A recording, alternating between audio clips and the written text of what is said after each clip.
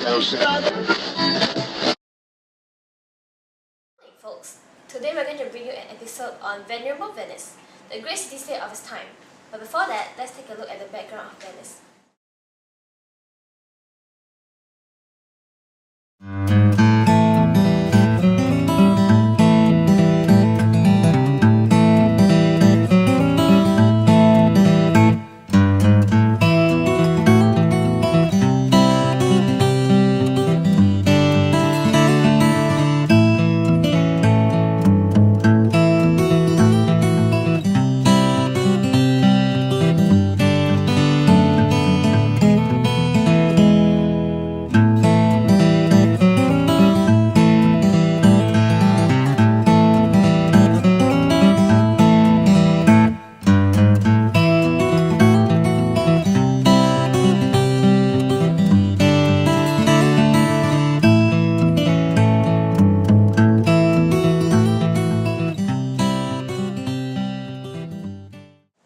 Isn't the city beautiful?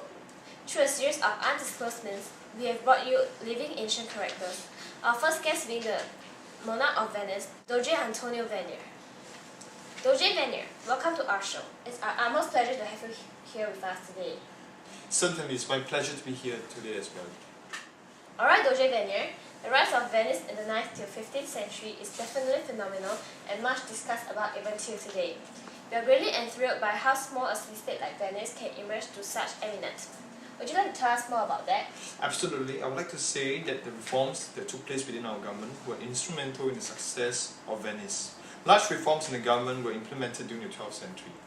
So what kind of reforms exactly? There was specialization of duties. Different councils were created, such as the Council of 40 in the Senate.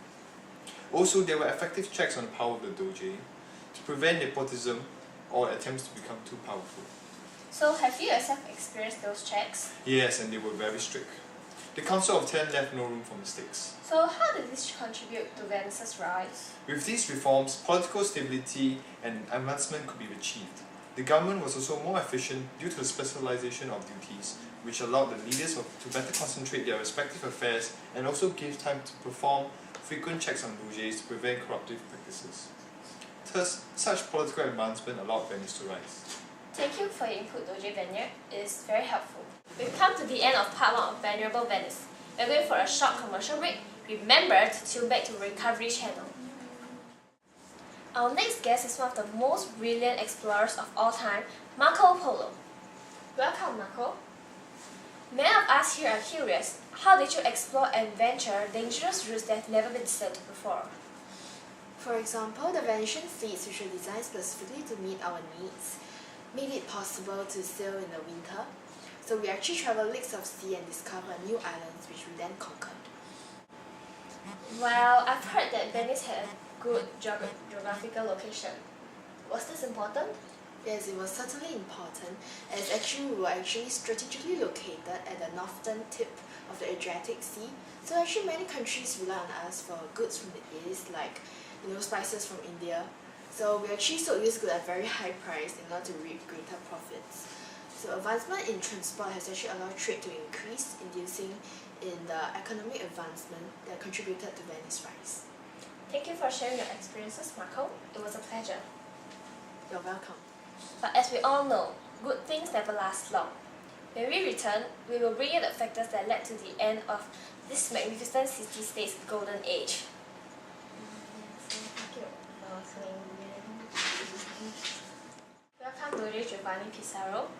I know it is disheartening to dredge up your unhappy memories of your city's decline, but for the sake of education and knowledge, we have to ask, what really led to Venice's fall from 15th century onwards?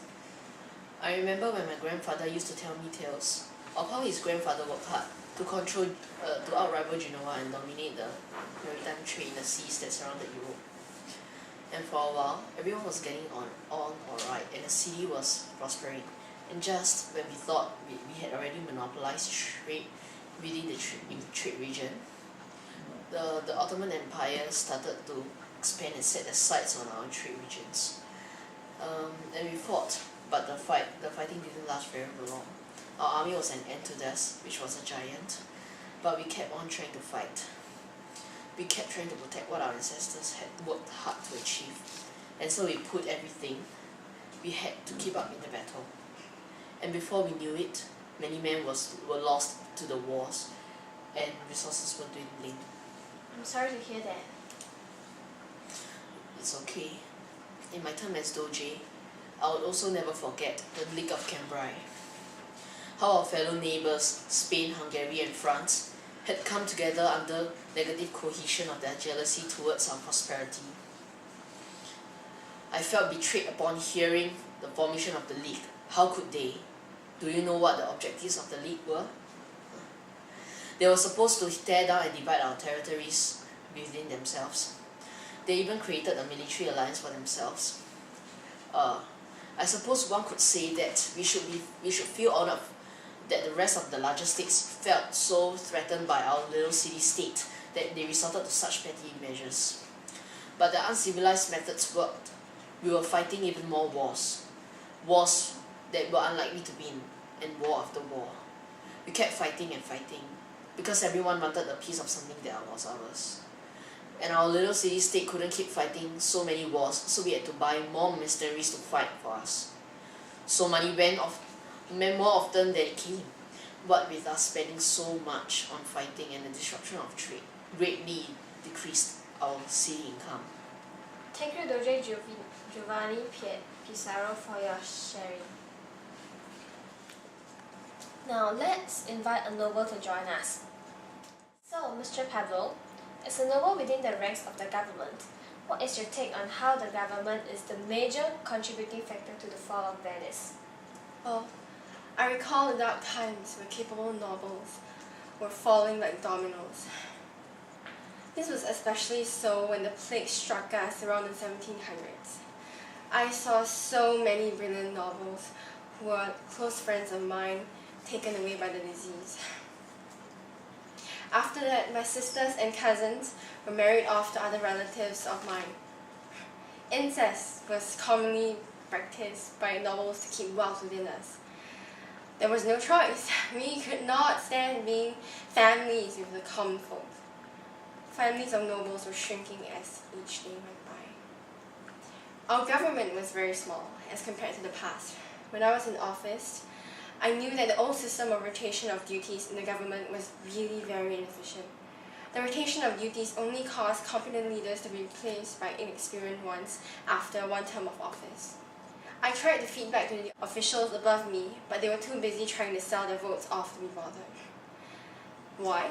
Well, this was mainly because the income of an average civil servant had to be ceased, because the wars were depleting our country's wealth. Yes, corruption was prevalent. Well, thank you, Noble Pablo, for sharing your experience and insights with us to allow us to better understand how this beautiful city fell off its pedestal. Advertise with your city-state. We are honoured to have us here Alice Papadopoulos, a renowned historian of the 21st century. Hello. Alright, Miss Alice, what do you think could have been done to prevent Venice's decline? To overcome one of its decline factors, incapable leadership, since the Venetian government was shrinking, it should have reformed once again, with the involvement of competent middle-classmen and detachment of incapable nobles. The system of rotation of duties should also be eliminated as it no longer mounted the government's efficiency. Also, they should have forged stronger ties with other countries. For example, the Ottoman Empire. They should have negotiated a peace treaty which both parties would benefit from by each having control of one of the two seas, the Adriatic and the Aegean. That's true, they will have benefited from peace treaties. I'm curious about your take on the League of Cambrai. So what do you think about it? Well, the League of Cambrai was set up due to jealousy, and hence, the Venetian government should have given peace offerings such as benefits like lower tax on trades to the larger states for showing their respect and avoid arousing jealousy within the other states. Other than that, the Venetian government could also have offered citizenship to the mercenaries with benefits like free housing to encourage them to stay permanently. Preferably, initiating compulsory conscription would be necessary as well, as overdependence on mercenaries with no definite loyalty is definitely an issue. Venice probably may have saved itself if she had remained vigilant and not complacent when they were experiencing golden age. If only, if only. If life allowed if onlys, probably we may still see the once thriving and prospering Venice even till today. It's saddening to see how a beautiful city-state gradually fell. With that, we shall end our show here today. In the next episode of Tea with the Past, we'll bring you Romantic Room. Goodbye!